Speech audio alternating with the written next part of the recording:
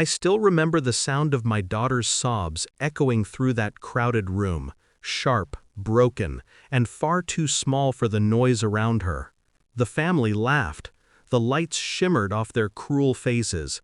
And there she was, my little girl, her head shaved clean, her scalp still pink from the blade. My sister was clutching her stomach, laughing so hard she nearly spilled her drink. "It's just a joke," she said between gasps. I slapped her before I even realized my hand had moved. The room fell silent, air thick with shock. My mother's voice cut through the quiet like acid. "Bastard child," she hissed. That was the moment I walked out, hand in my daughter's trembling fingers, my own heart hammering not with pain, but with clarity. People like to think betrayal is born overnight. It's not. It's planted early, watered slowly with envy, jealousy, and fake smiles. My sister, Hina, had always been that way.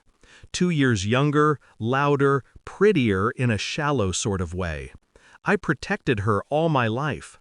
When our father died, I sold his gold watch to pay for her tuition. When she divorced her husband, I took her in. Maybe that was my mistake, saving someone who only ever learned to bite the hand that fed her.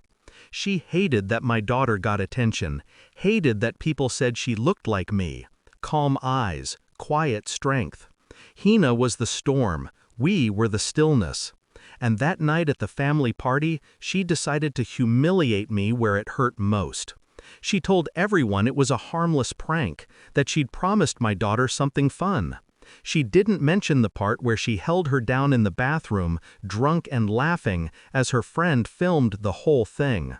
The clip surfaced on WhatsApp groups by midnight.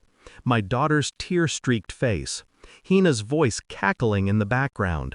My mother's emoji-laden message serves her right for being so proud. By morning, the rage had cooled into precision. I didn't scream, didn't curse, just watched. Listened, took notes. The first step was quiet. I went to the police station. Not to report her, no. That would have been too easy, too fast. I just spoke to a friend there, a constable I'd helped years ago when his son needed surgery. I told him I might need some files soon, about Hina's small beauty salon, her undeclared income, and her imported cosmetics that weren't exactly legal. Next, I called her landlord. Polite conversation, concerned tone. "Did you know she's running a business out of your residential property?" He didn't, but now he did. 2 days later, the tax inspector visited her shop. The same day, her supplier cut her credit line. Meanwhile, I uploaded the party video, unedited, to a cloud drive. Sent anonymous links to a few family members, her ex-husband, and her clients. No caption, no comment. Just the truth, silent and heavy. Then I waited. A week later, the shop was sealed. Her accounts frozen. The laughter that once filled her voice notes had turned to whimpers. And then came the knock at my door. It wasn't her, it was my mother. Eyes swollen, lips trembling. The same woman who had called my child a bastard, now clutching my hands like a beggar.